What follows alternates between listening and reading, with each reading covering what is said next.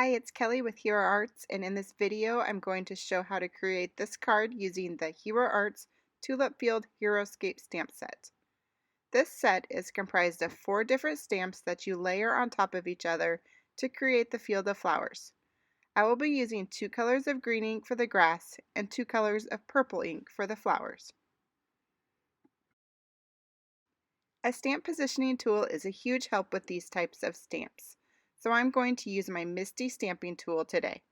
I've got a 4 1/4 by 5 1/2 inch piece of cardstock that I'm securing in place with a magnet. Then I will take my first stamp layer, position it in the Misty, and pick it up with the lid. When using layering stamps, you want to be sure and use the lightest shade of ink first, so I'm going to use a light green ink for the first layer. To stamp the image, I just close the door of the Misty and press down. I find that using a soft cloth helps my fingers glide over the image to ensure even pressure. And since most of the stamps I'm using are solid blocks of color, I'm going to double stamp the images for better results. And since I'm using the stamping tool, it's super simple to do. Next, I'll move on to the second layer, which is more of the grass, so I will use my darker shade of green ink. Carefully line up the stamp over the first layer and pick up the image with the lid once it's in place. Here I'm using the opening where the flowers will go to make sure my image is lined up. And if you are ever unsure about the placement, there is a layering guide on the back of the packaging to help you out. Now I'm going to move on to the flower layers, and just like before, I will start with my lightest shade of ink. Here I'm using a light purple, which will be the base color of the flower.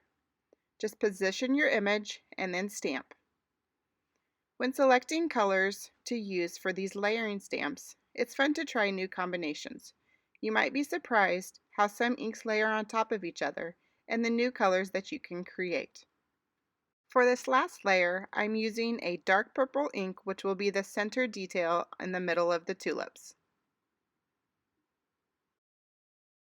I've trimmed this panel down to 3.75 by 5 inches, and now I'm going to add a soft sky background by doing some ink blending.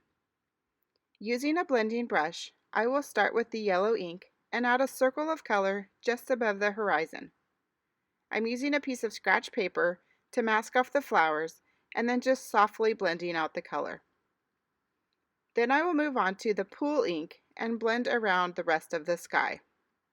And as you will see, I always start with the blending tool off the paper and blend towards the middle. This keeps the darker color towards the edges and allows me to gradually blend into the yellow.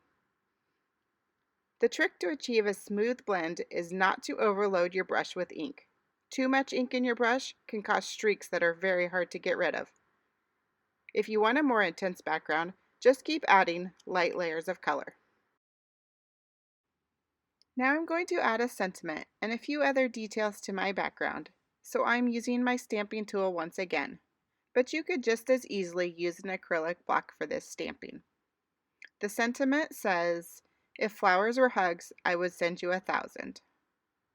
Then I'm adding a couple hot air balloons using red and pink ink. And then finally I added some clouds using pool ink. To assemble the card, I'm gluing the stamped panel onto a 4 by 5 1/4 inch piece of white cardstock. So this will give me a 1/8 inch border all the way around. Then I'm using some foam adhesive to apply this panel to a purple card base. And that completes this card. I also created another card using yellow and orange inks for the flowers, and I layered 2 of the tulip fields for extra dimension. I hope you enjoyed this look into the Heroscape stamps and are inspired to try them out. Thanks for watching.